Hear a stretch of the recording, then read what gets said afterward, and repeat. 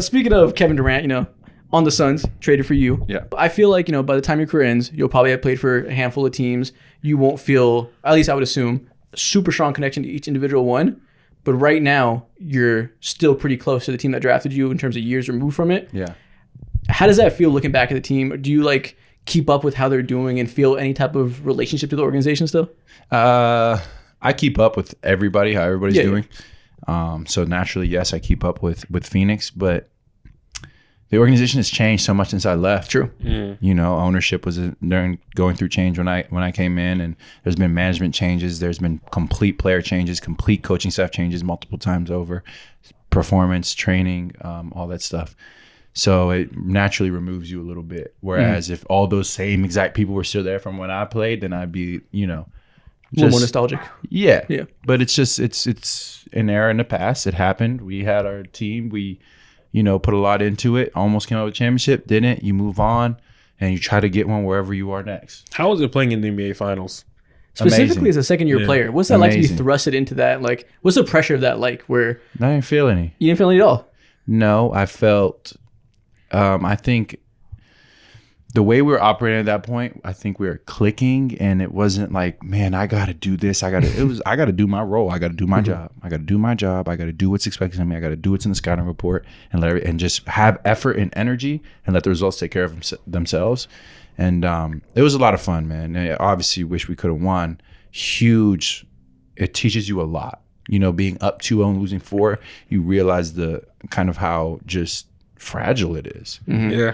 These are 4 close games, but at the end of the day, it's like, how'd you lose 4 in a row? People don't understand. Yeah, then you see Giannis blocking shots, catching lobs, closing out. And then it's that's 2 3-point games. It's so we're up 20 in one game, they come back and win. Do you, when you look back at that now and you see how the situation went down, do you view that and you see the Giannis stat lines, the crazy moment that team had, or are you No, motherfuckers? that's what I thought. Both, but that's what I thought in the moment. I remember I want to say it was Game 6, the last game. It was 98-96 with 2 minutes left, something of the sort. And I look up and he got 50 points. He got 17 free throws. Yeah.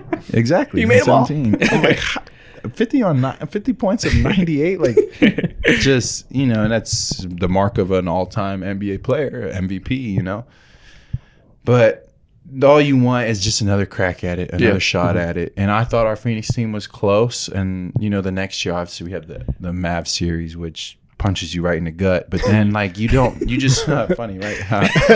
It feels like you have a very strong memory. It feels like I remember basically every game from NBA career. you remember everything. So walk me through the second quarter of that game when you guys were down 45 points. What was You going through really your want to mind? know? It was try your best not to go out sad. That's what happens in the huddles? It was as gut wrenching of a sports moment as you can imagine. Because we're down 30 in the first half, and it's you can fight. It's just Bro, I can feel the sorrow through his voice. The vibe shifted. The air is Damn, cold. I'm feeling I remember the halftime of it. I remember it's just At halftime, what is The what is message? said? Yeah, what is what's the vibe of the locker room? Obviously, it's sad. this is Yeah, so it was kind of brought back to a life perspective, honestly, in the moment where it's not we're not talking about winning the game. We're not talking. It's not even like that. We're talking about as competitors with pride. Go out there and compete every play. Don't hang your head.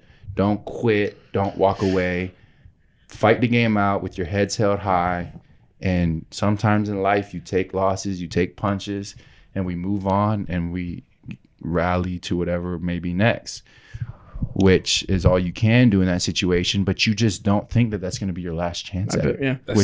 So if you would have told us that this group will be dismantled next season and we'll never have a chance, then it would be way more emotional. Yeah. But in that moment, it's I'm not going to give up. We're going to go right back at it and try again next year. You mentioned the competitive aspect of it. That sounds to me like Chris Paul culture from the start. Chris Paul is obviously one of the greatest competitors the league's ever seen. Yeah. And, you're in the position now of being a veteran on your team. You came to the league second year. He's your veteran. Is there anything you feel like you learned from him in those years that you still hold on to that maybe is in how you're a veteran now? Yeah, the way he approaches the game, the way when he watches, he's not people are playing basketball, he's not playing the same game. Mm-hmm. We just played him the other day in San Antonio. And, he's getting older and he's not the biggest, fastest, he's becoming more and more physically disadvantaged by the year, Yeah. but he has such a mental advantage on how the game operates that he can, he's still playing and he's still effective. I think the pace at which he plays the game and processes the game and the way he's able to complement that by his understanding of every team. So, for example, when we played them, he knew our pick and roll coverage, and our pick and roll coverage had been pretty successful to that point. But of course, as always, he's probably watched it, all of our last 5 games and knows exactly how we're going to guard. And you can tell he had their team operating on a high level, and they were just kind of like clockwork, attacking our coverages and finding advantages, and it put us behind. I know a lot of beat us. I know a lot of NBA players in the past have said like, since they're so like entrenched in the NBA season, it's hard to step outside of what you do and watch other teams. How was that process for you? Are you watching basketball consistently? Yeah, it's a balance. Some days you just need to get away. Like I like to liken it to you. If you say the same word too many times, it starts to sound ridiculous. Sometimes if you don't have the correct mental balance and you just like kind of just go so deep into basketball that like it just starts to look strange. Yeah. We're dribbling this round ball and we're thrown into a hole and doing everything we can in our power. Your life revolves around that ball. It's crazy. And there's 15, 16, 20,000 people watching. It's just like, huh? What are we doing? You gotta have that. Right. Makes And sense. we're throwing it from all around the place and celebrating this, and it's just like, Yeah. And people hate me if I miss it. People love me if I make it. What and the then hell? there's the gamblers on top of that are on your every move. So it's just like, And now some people hate you if you make it too much.